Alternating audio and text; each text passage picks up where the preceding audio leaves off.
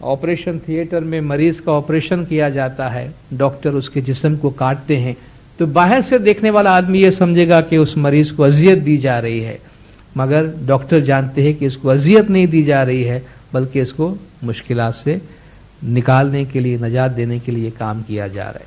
उसने कहा कि मुख्तलिफ तरीकों से जो है वो इसका जवाज निकालने की कोशिश की गई, मगर उसको ये सेटिस्फेक्शन नहीं मिला कि वाकई इंसान पे जो तकलीफ आती है उसका कोई अकली जवाज मौजूद है या नहीं। फिर उसने अपनी एक फिलॉसफी डेवलप की है, कुछ अपनी बातें उसने बताई। उसने कहा कि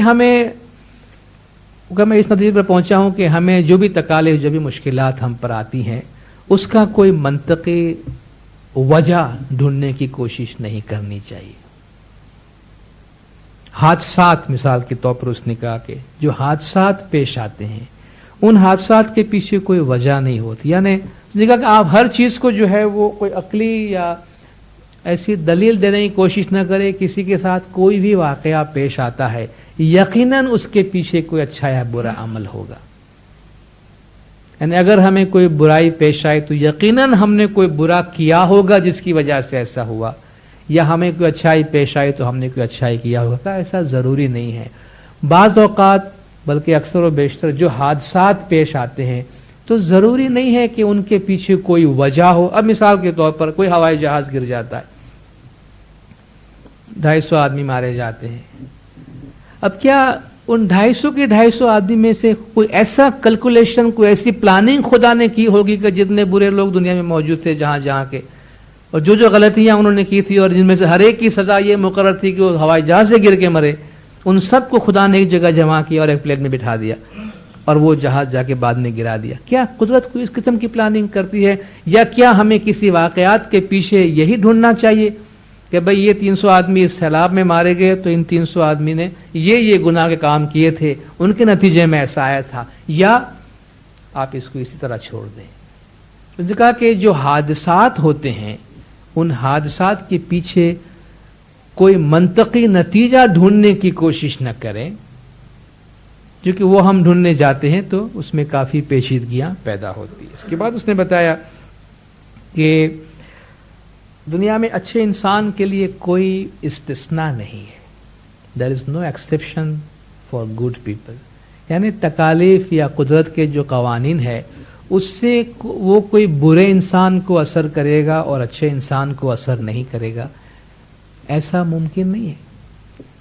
मिसाल के तौर पर एक बंदूक से आप 2 गोलियां चलाएं, एक बुरे इंसान पे चलाए और फौरन एक अच्छे इंसान पे चलाए, तो क्या जो गोली आप अच्छे इंसान पे चलाने के वास्ते निकाल रहे हैं वो गोली बंदूक से निकलने से इस बात पे इनकार करेगी कि चूंकि तुम एक नेक आदमी को मार रहे हो इसलिए मैं गोली इसमें से बाहर नहीं निकलती, बुरे को मारो तो फिर निकलती हूं? क्या कुदरत का कानून ऐसा है? भाई हवाई जहाज तो आसमान से गिरे, सब के सब बुरे इंसान मर जाए, नेक इंसान को खराश तकना है?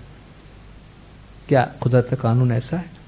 क्या आप हवाई जहाज दरवाजा खोल के बाहर निकल जाएं, सैर करके वापस अंदर चले आए? वो कशिश शकल का जो कानून है उसका इतलाक आप पर इसलिए नहीं होगा, आप बड़े नेक आदमी हैं। अगर आप बुरे होते तो आप नीचे गिर जाते, आप छत पर से छलांग मारेंगे। तो आप नेक हैं या बद हैं, आप नीचे आएंगे सीधा। उसमें कुदरत का कोई हाथ नहीं होता, सही है ना? उसने कहा कि कुदरत ने जो कानून बनाया है दुनिया में, उस कानून में नेक और बद का कोई इस्तिस्ना नहीं है। अगर कहीं हंगामा होता है, कहीं गोलियां चलती हैं, तो फिर इसमें ये नहीं देखा जाता कि भाई इसमें जो बुरे लोग हैं बस उन्हीं को गोलियां लगे और नेकों को न लगे। आप देखिए जो अइम्मा के साथ जो कुछ हुआ है, पैगंबरों के साथ जो कुछ हुआ है, तो उन छुरियों को नहीं चलना चाहिए था कि जो अइम्मा पे और उनके साथियों पर चलाई गई। उन्हें इनकार करना था कि भाई हम छुरी भले हैं मगर हम अइम्मा पे नहीं चल सकती। मगर वो तो मेटल है ना, वहां ये कानून का इतलाक नहीं होता कि आप नेक हैं या बद हैं, या आप पैगंबर है या इमाम है या कौन है। तो उसने कहा कि जो कुदरत का कानून है उसमें अच्छे लोगों या बुरे लोगों का कोई इस्तिस्ना नहीं होता। यानी उसने इस सारे वाकयात को किस तरीके से लेना, उसके अपने दलाइल पेश किए। उसने कहा अल्लाह ताला انسان کی آزادی میں دخل نہیں دیتا. انسان کو خدا نے انسان ہی رہنے دیا ہے، اس لیے یہ واقعہ جس طریقے سے پیش آتے ہیں انہیں اسی طریقے سے لینا چاہیے. ایک چیپٹر اس کا ہے کہ خدا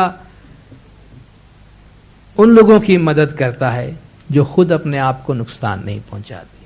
مثلا اگر انسان پہ برے واقعات پیش آتے ہیں تو اگر انسان بجائے اس کے کہ اس پہ رونا شروع کرے، اس سے باہر نکلنے کے لیے کوئی علاج کرے، کوئی مرہم نکالے، یعنی ٹھیک ہے یہ واقعہ پیش آیا، اب مجھے اس سے نکلنے کے لیے کیا کرنا چاہیے، اگر وہ اس کی راہ ڈھونڈتا ہے تو خدا بھی اس کی مدد کرتا ہے. مگر ایک شخص اسی غم میں پڑا رہتا ہے، اسی میں ڈوبا رہتا ہے، تو خدا اس کی کوئی مدد نہیں کرتا. یعنی خدا اس کی مدد کرتا ہے جو خود بھی اپنی مدد کرنے کے لیے اس میں سے باہر نکلنے کی کوشش کرے.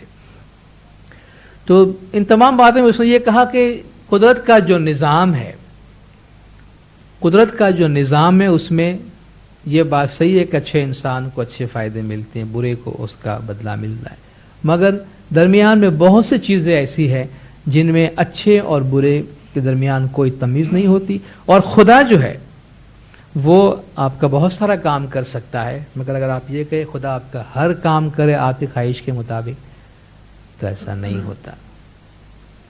یہ اس کا جملہ جو ہے وہ بہتوں کو بڑا بھاری محسوس ہوتا ہے. اس کی ہیڈنگ ہے کہ God can't do every thing but he can do some important thing.